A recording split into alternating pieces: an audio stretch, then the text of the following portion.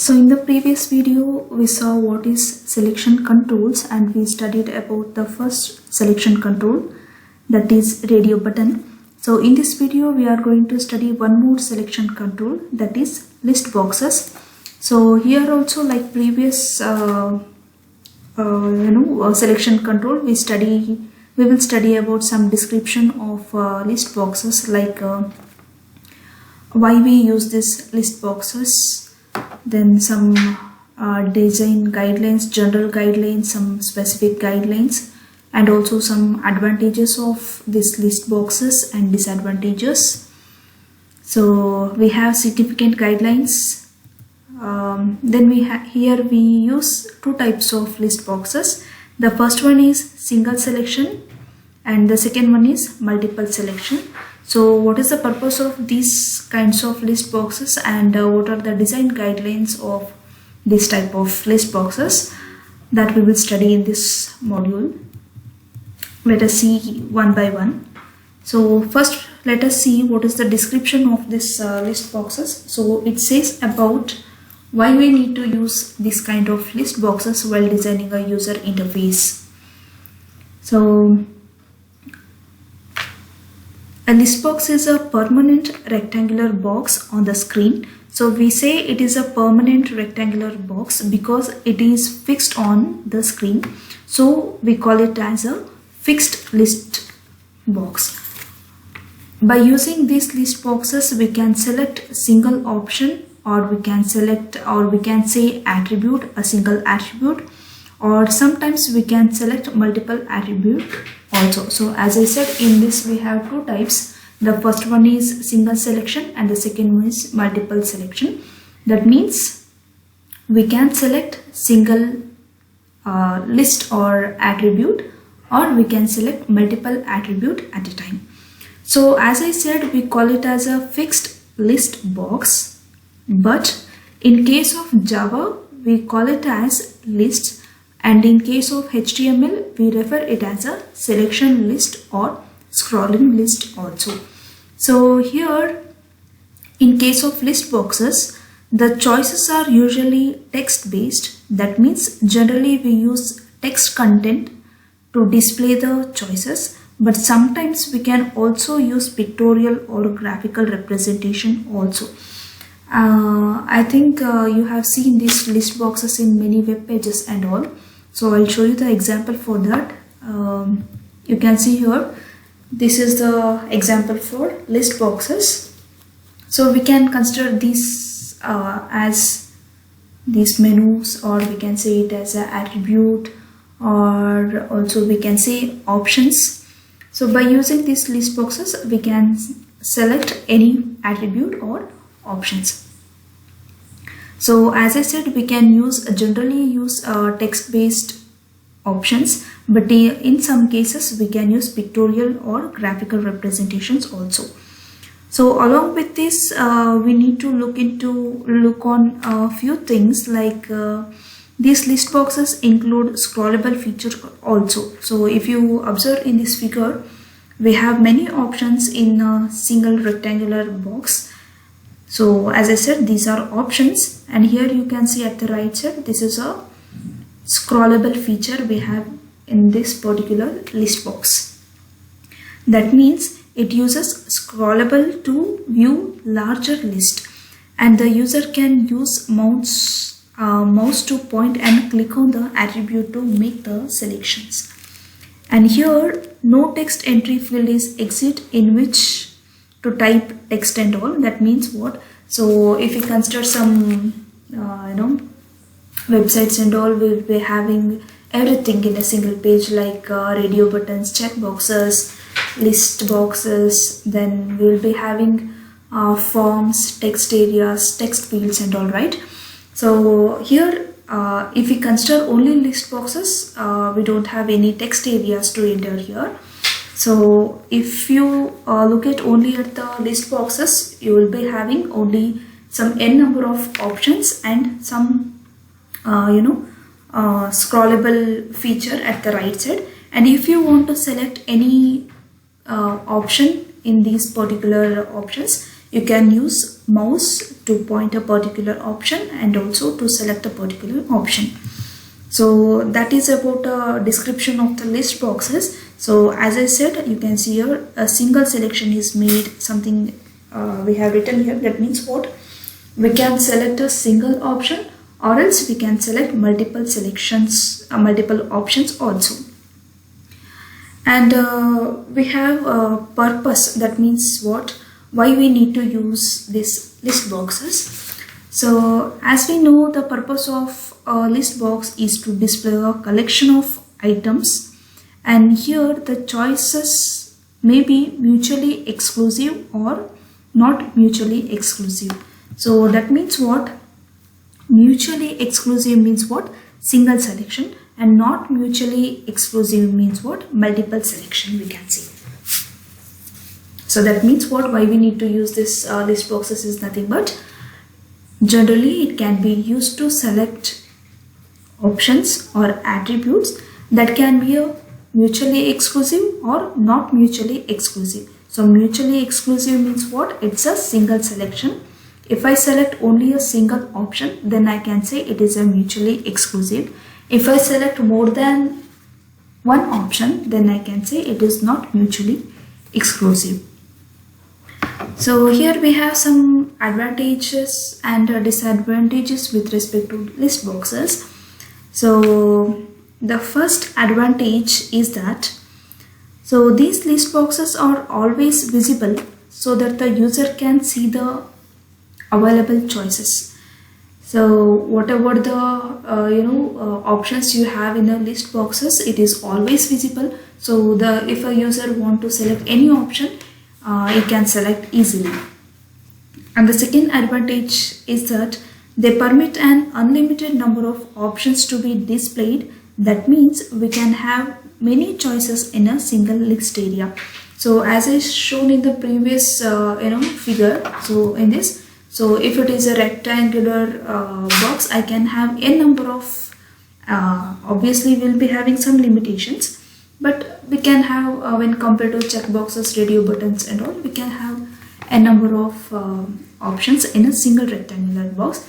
And because we have one more advantage here, that is we can use scrollable feature also. By using that, we can access any options in a particular list box.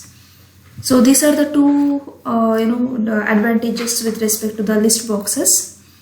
And the disadvantages, when come to disadvantages, so as I said, these are permanent list on the screen. Obviously it consumes the screen space, and also it consumes more time for scrolling.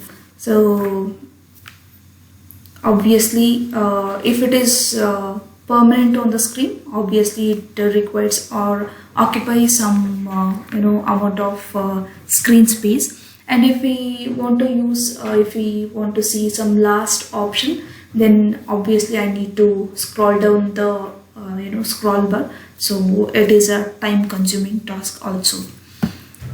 So this is about the advantages and disadvantages of list boxes. And this is about significant guidelines. So as we seen in the previous modules and chapters, we'll be having guidelines for each and every designing, like while designing menus, while designing windows and all, we should follow some guidelines. So here also we have some guidelines for list boxes. So the first one is about selection descriptions. So we know what is description. It is nothing but we have no menu descriptions and all. Likewise here also we'll be having descriptions. So the description must be clearly specified, and the name of the choice should be meaningful. And also just like what I said in the radio buttons, we should use a mixed cases. Mixed cases is nothing but what? It should be in a sentence case style. That means each and every letter of a beginning letter should be in a uppercase, and it should be a left align in a column. So if you observe this figure, you can see this first line, chat incoming ring. So here if you observe, this is in the sentence case, means what? CIR, all are in capital letter, and so this is called as what? Sentence case, and it is left aligned. So in a Microsoft Word, even in the PowerPoint presentation, if you observe, you will be having that options: center align, left alignment, right alignment, then justification. All these things will have no. Likewise, here while designing these list boxes in user interface, we should always maintain left alignment.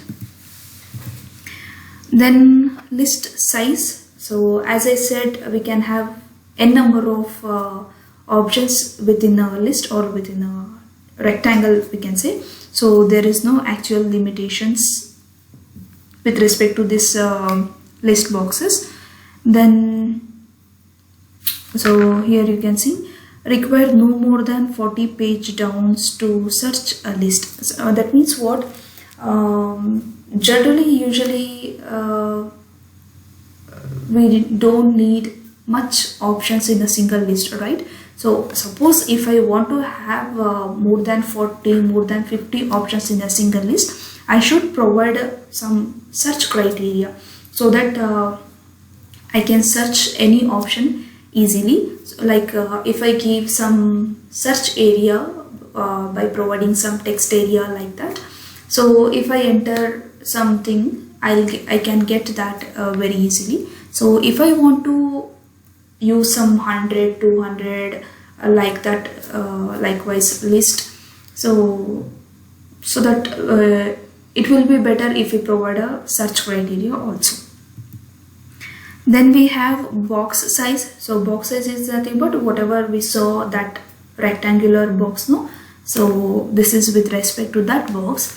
So it should be long enough to display at least 6 to 8 choices at a time. That means for one scrolling, it should display at least 6 to 8 choices. And if not, obviously we should provide a scrolling option. And this is with respect to the length. If we come to the width of that box, it should be able to display a complete complete line, or we can say complete option at a time. So we should design a box size in such a way that then we have organization. This says about the organization of the choices within a rectangle.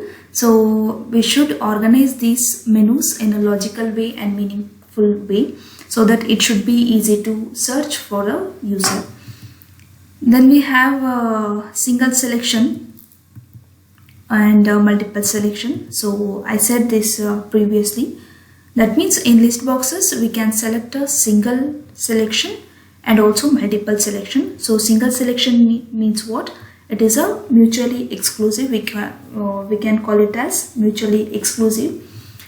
If we consider this multiple selection, it is non-mutually exclusive.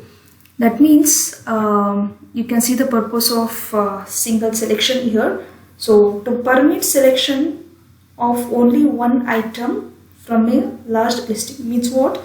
Suppose if I have 100 choices within a rectangle, I can select only single option. So here also we have some significant design guidelines. So the first one is related to text box. So I'll show you this figure before explaining that. So we can have this kind of list boxes. That means with this list box, I should provide some text area by providing some caption. So here you can see destination. So this is the criteria I have, or I can say some parameters I need to select. And here I have some country name, and here it is selected as England. And above that I have given some text area with the caption, with the same caption, that is destination. That means what? If I select England, this England should reflect in this particular text area. That means what? Above this list box, I should present a text area with the same caption. So here also you can see the destination for this particular feature. For this list area, I mean list boxes, I have given the same name, or I can say same caption I have given, that is destination.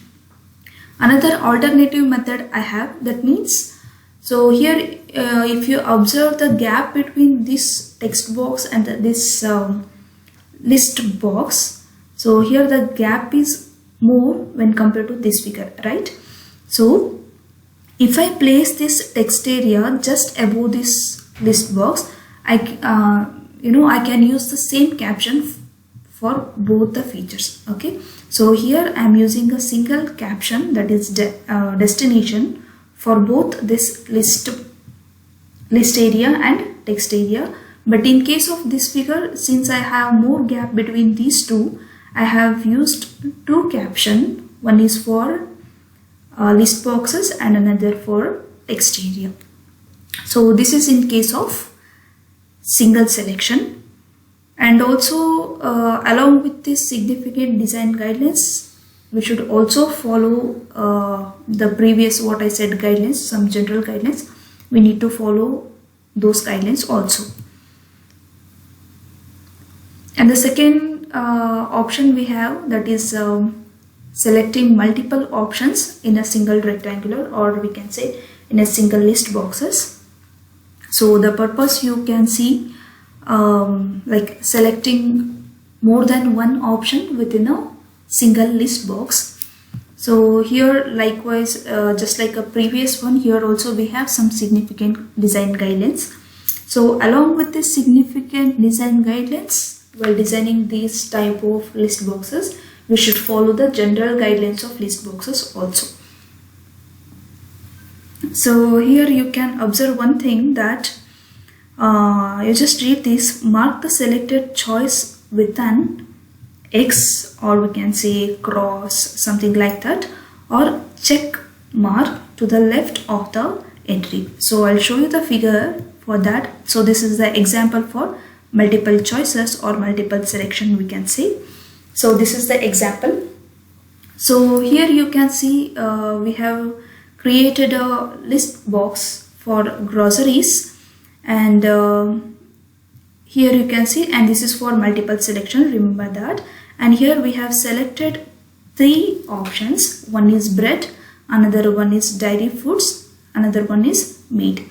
So actually I think this is wrong figure, because here if I select this particular thing, it should give the count here. Okay, so here they have given 4, but they have selected 3 items, but it should be 3 here. So if I select only bread, here it should show as one selected. So if I select one more, it should be incremented to 2 likewise. That means if I in multiple selection, we should give some extra fields to give the counts, and also some, this is one kind of method, and another kind of method here we have, that means it should give the summary of the selection. So here you can see in this list box I have selected 3 items. So in the summary box, or I can say in the text box, it is given the selected items. So bread, dairy foods and meat I have selected. So in the summary box, it is given that bread, dairy foods and meat. So likewise we can design these multiple selection list boxes also. So as I said, along with the specific design guidelines. And one more thing I forgot to tell, that if I select this particular checkbox in this list item, it should be marked with this mark, that is cross mark we can say, or X, whatever you can say. It should be marked in using this kind of symbol. So along with these significant design guidelines, so as I explained previous, some general guidelines, we should follow those general guidelines also. So this is about list boxes. So in this video we saw what is list boxes, what are the purpose of these list boxes, example for those, and we saw what are the advantages and disadvantages of these list boxes, and some general guidelines to design a list boxes while designing a user interface, and some significant guidelines we saw. Then we have two types. The first one is single selection and multiple selection. We saw what are the purpose of this single selection list boxes and the purpose of multiple selection list boxes, and some significant design guidelines also. So whatever you design, so you should follow some significant design with respect to that particular thing, and also some general guidelines will be having for each and everything. So we should all follow that one also. So in the next video we will study about one more selection control, that is list view controls. Thank you.